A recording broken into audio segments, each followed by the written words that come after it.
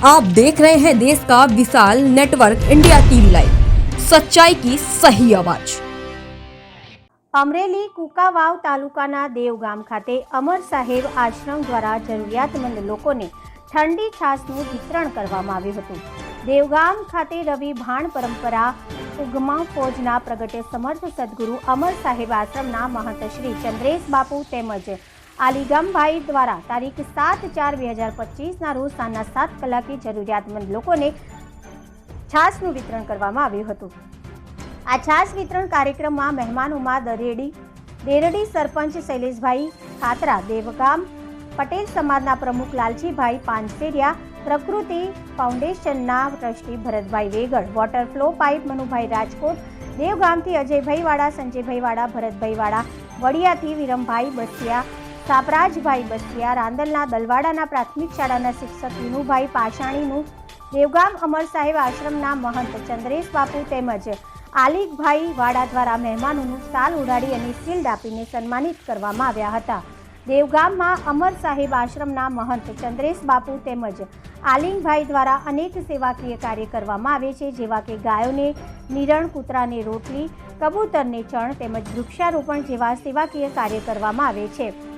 ઉનાળામાં ધમધમતા તાપમાં અમર સાહેબ આશ્રમના મહંત ચંદ્રેશ બાપુ તેમજ આલીગભાઈ દ્વારા બપોરના 11 થી 12 વાગ્યાના ગાળામાં દરરોજ જરૂરિયાતમંદ લોકોને ઠંડી છાશ આપવામાં આવે છે। રિપોર્ટર પ્રકાશ વઘાસિયા, કુંકાવ, ઇન્ડિયા ટીવી લાઈવ।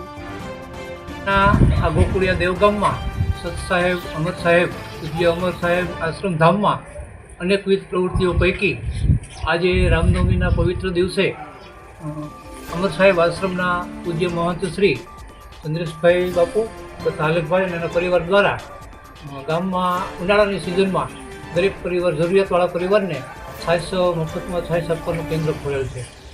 આમ તો અમર આશ્રમ સાહેબ દ્વારા ખૂબ જાજી બધી સદપ્રવૃત્તિઓ થાય છે।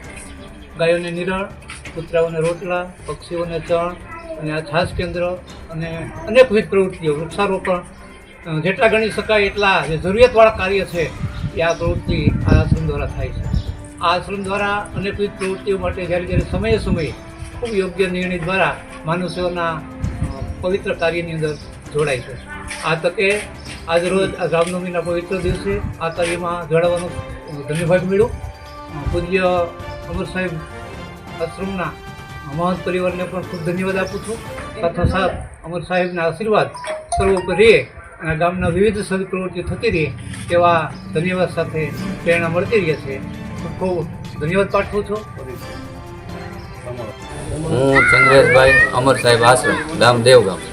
આજે અમારે અમર સાહેબ આશ્રમમાં ઘણી બધી સેવાકીય પ્રવૃત્તિ ચાલે છે। તેમાં ગાયોને નિરણ છે, કૂતરાને રોટલા છે, વૃક્ષારોપણ છે, ચકલીના માળા છે। તો આજે ઉનાળામાં એવો ધગધગતો તાપ આવ્યો છે અને અમર સાહેબે એવો અમને બીજો એક વધારે સેવાનો વિશેષ એક વિચાર આપ્યો કે આ ઉનાળામાં છાશ એ જરૂરિયાતમંદ લોકોને જરૂર પડે છે અને મેં મારી નજરે પણ જોયેલું છે। ઘણા લોકો રોટલી અને પાણી સાથે જમેલા છે, એ મેં મારી નજરે જોયેલું છે।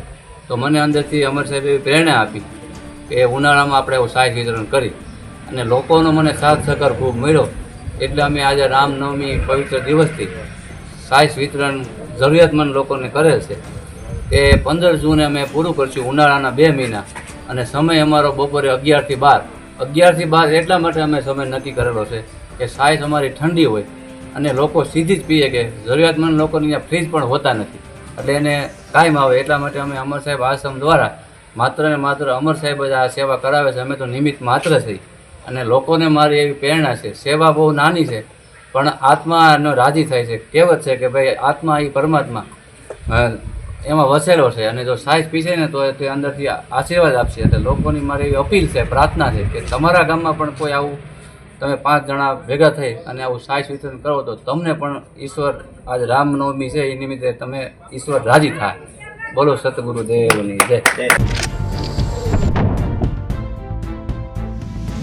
देश और प्रदेश की खबरों के लिए अभी सब्सक्राइब कीजिए इंडिया टीवी लाइव, साथ ही बेल आइकन को दबाना बिल्कुल ना भूलें, जिससे सबसे पहले खबर आप तक पहुंच सके।